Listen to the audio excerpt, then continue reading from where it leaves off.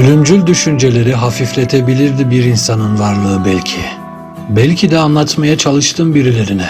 Kim bilir, anlatamadın. Belki de o insanın yüzüne bakar bakmaz anlatmanın yararsızlığını gördün. Masanın yanındaki aynaya takıldı gözü. Orada zavallılığını gördü. Büyük ve güzel şeylerin yokluğunu gördü yüzünde.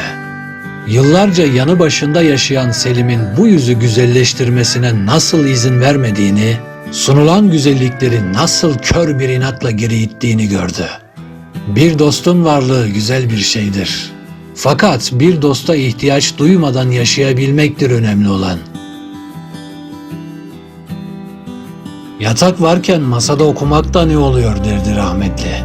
Boğazına bir şey düğümlendiğini hissetti. Sen Müzeyyen Hanım değilsin. Merhum arkasından ağlanmasını katiyen istemezdi.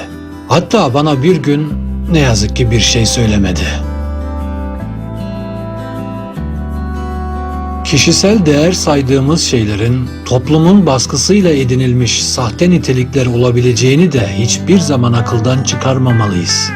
Ben sadece namuslu olmakla övünen kişiyi adamdan saymıyorum. Toplumu iyiye ve güzele götürmek için kendi gibi namuslu insanlarla bir çaba harcamamışsa, çevresindeki uygunsuz gidişe baş kaldırmamışsa, o kişi namussuzdur benim için. Dişimdeki küçük bir oyuğun içine giren bir yemek artığına dilim ne kadar şiddetle saldırıyor, o küçük oyuğa giremeyeceğini bildiği halde bütün yumuşaklığıyla kendini katı duvarlara vuruyor.